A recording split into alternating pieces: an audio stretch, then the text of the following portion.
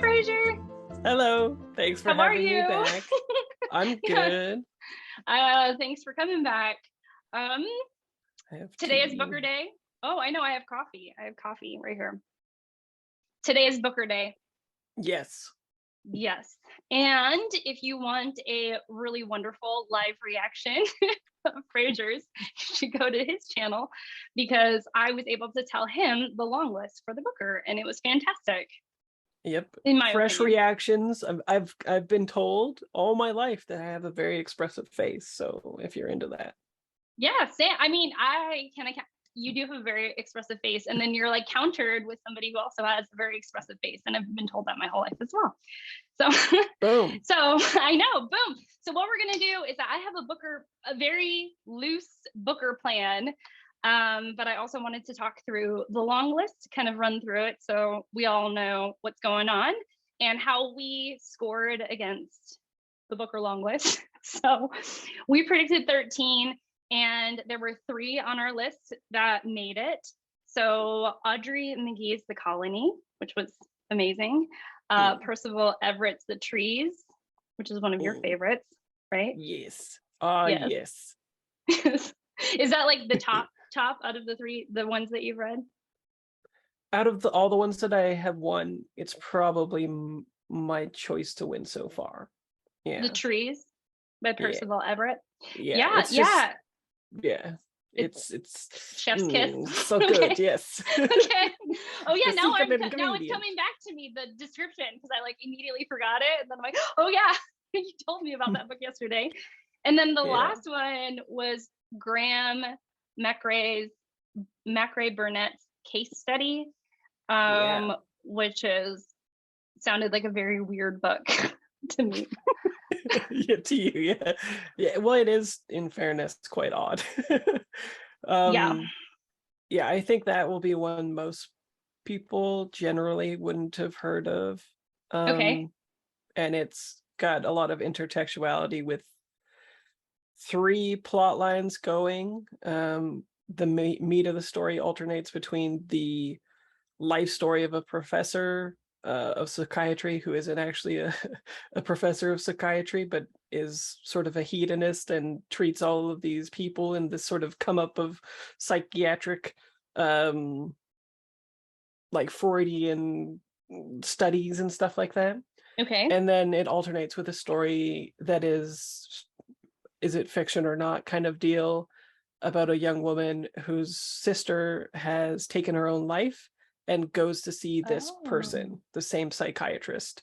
And I think she sort of wants to entrap him or have him try to manipulate her, and she will resist him and thus uncover his little means of, trying to just do a reveal on it, basically. Yeah. And then there's the outer layer, which is the author compiling both of those stories, having a macro perspective of both. That's right. Yeah. You said it was Borges-like, right? Yeah, I think that would set people up well for it to be like, oh, twisty turny. Yeah, we're all over the place. So those are the 3 that we guessed correctly, or that we predicted correctly, which I think was great. And then there are a bunch that we've heard of, and then a bunch that we haven't heard of. So I'm trying to think about how I want to go through this. Just naming the list. Okay, so I'll just kind of go down. So there's Claire Keegan's Small Things Like These. She's an Irish author. You've read that book. Personally, I'm not super interested in it. I think Claire Keegan has other books that are better received that I would like to start with rather than this. Yeah, I think that's been most people's reaction, unless it was the only book that they've read. And then I think they've been mostly positive towards it. Okay. Was this the only Claire Keegan book that you've read? Yes. I felt the ending was very predictable, which is funny because most people were like, the ending was wild. And I was like, what other way could it have gone? Yeah, I know what you mean. But you're hard to impress in that regard. Like, for example, Piranesi for me, I was like, mind blown, and you were like, it was all right. Yeah, it's true. Don't come for me. I won't. No, don't come for Fraser. Okay. The the other book that made it is a Zimbabwe author, and it's NoViolet Bulawayo, and the book is Glory. And this you DNF'd, and that is not very encouraging for me, so I don't really want to read it. And there's anthropomorphized animals and a retelling of Animal Farm in that book, right? Yes, I think How so. far Yeah. did you get in that book? 23 pages. Oh, okay. So you were just like pretty quickly. Are you going to go back then? Now that it's made the long list? I might. I don't really want to, but we'll see. For a completionist within me, I might do it. Okay. Interesting. Okay, so the books that I hadn't heard of were Alan Gardner's Treacle Walker. Yeah, never heard of it. Never heard of that. You had heard of Maddie Mortimer's Maps of Our Spectacular Bodies, which sounds like a coming of age story in East Oakland, which we discussed on your channel. Sounds like a parental child. What is it called? Is that what it's called? No? I think a parental, like she child that's being expected to be an adult, and she's taking care of, I think, two younger siblings, or two characters that are acting at least younger than her, and she's got really tough circumstances in East Oakland here in the US. So you had heard of that one. Your plan is to read all of them, right? For the East Oakland one, though, I think that you said it was Maps of Our Spectacular Bodies, but it's Nightcrawling, that one, right? Okay, so it was Nightcrawler that was about the East Oakland with the parentalized child taking care of her two other characters, for which we are not sure where they fall in her life, but one of them is younger than her. Yeah. And then Maps of Our Spectacular Bodies is the lyrical debut in a passionate coming of age story. Oh, about illness and death. Yes. Passionate. And then there's this Sri Lankan author, Shehan Karunatilaka, The Seven Moons of Almeida. And we discussed this, but it sounds pretty good. Yeah. Let me go back to that because it sounded really good. Oh, it's a searing satire. That's when we were like, no. And then we were like, oh, it's about a war photographer and a gambler and a closeted gay man who wakes up dead, and he is not really sure how he died. And it sounds like he's trying to figure it out. And that sounds amazing. It's going to be a wild one, I think. Yeah. And you're going to read all of these. Yes. Okay. Possibly not Glory. Possibly not Glory. Okay. Yeah. Oh, and then there was Hernan Diaz's Trust, which you've read and said was okay. I'm not interested in that. Yeah. It's just is, I can see why it's interesting to prize people, because it's unconventional again.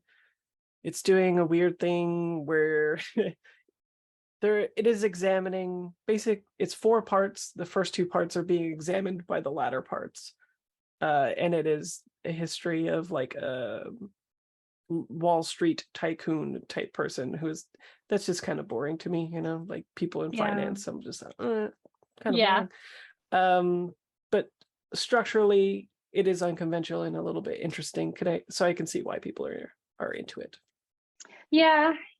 And then I had read about Hernan Diaz's Trust when I did a new releases video way back, and I had skipped it because it didn't sound very interesting to me, at least. And then you ended up reading it, and I was like, that's really random, like, because we weren't friends as much then, and so I was surprised that you had read it. But then you had given it kind of a low-ish review, and I was like, Okay, the last 2 books are Elizabeth Strout's O. William, which is the 4th part in a so far 4-part series. I think 3 Second part.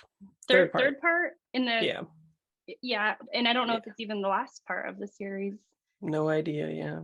And then the last 2 books are Karen Joy Fowler's Booth and Shelby Wynn Schwartz's After Sappho. And I'm just skimming through those because the 3 books that my booker plan is to read possibly 3 books. The 3 books that I'm most interested in before the shortlist comes out is Trees by Percival Everett, Karen Joy Fowler's Booth, and then Shelby Wynn Schwartz's After Sappho, which is going to be talking about a lesbian history and rewriting it and looking back at, I think, iconic, what I imagine would be iconic scenes, but I'm not really sure, but it's supposed to go back to the Greeks and kind of move its way through, and it's supposed to be beautiful and wonderful. And yeah, those are the three that I'm most interested in reading. Yeah, and hopefully if the planets align, we can buddy read after Sappho then, because I think we're both excited for it. Yeah, I haven't read that. Yeah, interestingly, After Sappho comes out in the US late January of 2023. So being able to access it, you're gonna have to figure out different ways. I think I might order it off of Book Depository. Yeah, so cheap. Access is going to be interesting with some of these books. Yeah, Book Depository is my general go-to. It seems to be cheaper than Blackwell's, and I never use Waterstones, but I assume it's around cheaper than that, and then it's free shipping, so it's kind of a slam dunk for Canadians. Yeah, well, you can't argue with free shipping, basically. So, yeah. And yeah, I'm excited because I've heard really good things about Karen Joy Fowler's booth. I have found out that I really love historical fiction books anyways, and I really like, quote, weird historical fiction books. So I'm excited about that one. And then The Trees just sounds weird and good. Yeah, I'm very curious to see what you make of both of those. So I'll be one of the viewers that is, kind of like, what's up? Oh, what's up when I say, oh yeah. Yeah, we'll see. And I think so we'll definitely have some catch up about like what we've read and what we thought, and maybe some rankings. And my plan is to not consume the whole long list. Fair, honestly fair. yeah, just like with how many books that I read per year, I just don't want my reading to be dominated by the booker. But yeah, Percival Everett's Trees has been on my radar forever, and Karen Joy Fowler's booth. Yeah. Actually, I've just known about it for a minute, and I think it'll be great. So yeah, for sure. And also, for people very interested in the trees, there is also the UK edition with a better cover on Book Depository. Okay. All right. Well, I'll put up the better cover here, give my editing self some stuff to do, and I'll put up a good cover of it. Maybe I'll have to order that too while I'm on Book Depository. So yeah. Anyhow, an influencer. You're influencing between you and the booker and the internet at large. Oh, that's my cue. I have a single child calling my name. Thanks for coming on my channel. I appreciate it. Yeah, anytime. All right. See you soon. Well, see you soon. Okay. Bye. Bye.